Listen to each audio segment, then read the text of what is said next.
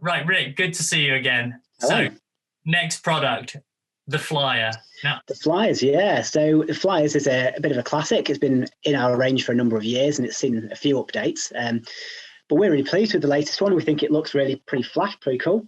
I've got the Stealth Black just here, and you've got the Yeah, more there's a few different colours. I've got the olive. You've got the, I think we refer that to charcoal, but yeah, whatever. Grey Stealth black Black. kind of colour. Yeah, stealth colour. So previously it was only available in the one colour, like a grey with an orange flash on it for in the men's fit, and the like a turquoise colour on the women's. But yeah, it's got a few updates. I think what we've really aimed to do is have something that's a bit more supple. It still offers good support, but something which is a bit easier to walk around in. The original, I mean, I really like the original Flyer, and I always get worried when people change things that I like in case they change them for the worst.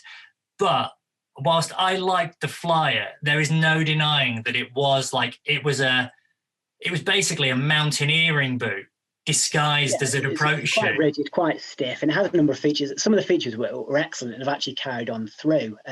So one of the interesting things with the original Flyer was the way we built the shoe. So in a traditional way of making a walking boot or more durable footwear is what's called a board-lasted construction. And so you'd have your midsole, which is stuck to the bottom of your last, and then your upper would be stretched around it, and you'd stick your sole unit on below that.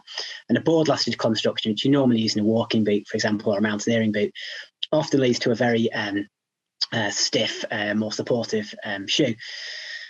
Now, we made the original Flyer in that way, but what we did was, rather than having the midsole and then your cushioning layer below it, like you might find in a normal shoe, the problem with that is that if you're stood on an edge and you've got a cushioning layer below your midsole, then when you stood on that edge, the cushioning layer wants to compress, and it means that your edging performance is never going to be quite as good. So what we did on the original Flyer, and we've carried it over to this, is actually switched those two layers around. So the cushioning layer sits above the midsole, and then the midsole sits right next to the sole unit, and so the sole unit is got this very nice crisp edge. If you try and deflect this rubber here, you'll feel that it's quite a good edge there, and you can't move it very easily. And if you pull out the insole of the shoe, so if you take out the insole, you probably can't see in this light very easily, I'm afraid. A bit poor, yeah, it's not going to work. But on the inside of the shoe, the layer that's immediately below the insole is actually like a cushioning layer, so that's got a bit of give to it. Yeah. That gives two advantages. It means that because the cushioning layer is right next to your foot, immediately below the insole, it's you don't need to use as thick a layer of it because it's not below a midsole, i.e. below a hard layer. If you imagine it below a hard layer, you need to use quite a big, thick layer of it to still feel cushioning. Whereas this way, it's right next to your foot. You don't need to use quite as much. That means you reduce the weight, you reduce the stack height, and it gives you a really crisp edge for a really comfortable shoe. Now, the original Flyer was probably a little bit stiffer than this. This has got a little bit more give, it's a bit more supple. I think the other one probably felt a little on the clumpy side for some people. So this gives you a little bit more, movement ability to perhaps be a bit more kind of smeary with how you are on the rock. And then we've changed to the sole pattern's different. So originally it was like a micro dot sole unit with not really any tread depth at all, and it's designed to work really on the rock. That's the other feature that I really liked on this, because I mean, like, the thing about the British Isles, which often a lot of maybe European or North American brands don't quite get, is just how grim it can be here in terms of the wet grass. It's the wet grass, muddy bank, isn't it? Yeah, which you can't really avoid on pretty much any ascent or descent or whatever, or walking. So having something which is a bit versatile, and it's something which keeps cropping up, and you talk to shops and customers want this combination, but it's actually quite a difficult compromise to get between something which works well in those sort of environments but also works really well on rock, because you're after sort of contradictory things to some extent.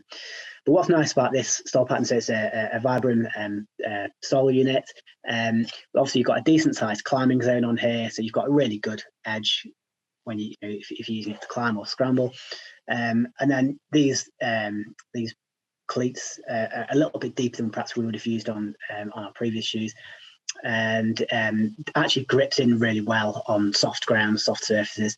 Now, it's not as full on as a proper walking boot sole, but for something which is going to be used for walk-ins and scrambles and walking off, we think that's a really good compromise, giving it a good level of climbing ability, but still giving you some traction on slightly softer ground.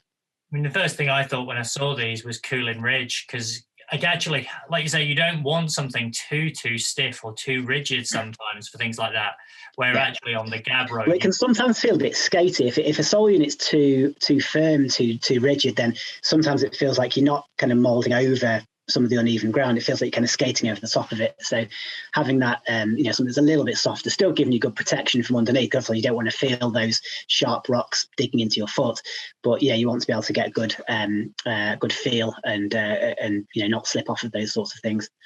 So I'm really looking forward to giving these a go as and when they're out, assuming that I end up reviewing them.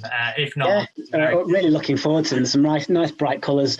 We've got a mid version of those as well, and also a women's fit. So a couple of the women's colours we're using like a lime colour, which I don't know how well this comes out in this light, but it's a yellow limey type colour, but quite nice and subtle. That's in the mid version. Mid version's 130, the low version's 120, and then the one of the women's colours. This is the like a jade green sort of colour. It's my favourite colour. Nice, isn't it? I'm jealous. Yeah. I think I might be trying to get a pair in this colour myself. Yeah.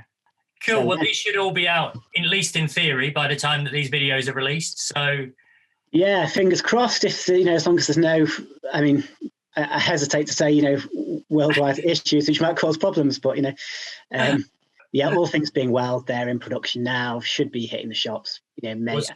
Maybe March, depends when things open up again, I suppose. We'll save any political commentary for after we press the pause or stop button on this video, Rick. Indeed. Well, thanks for joining us, and look forward to catching up soon. Thank you very much. Yeah, appreciate it.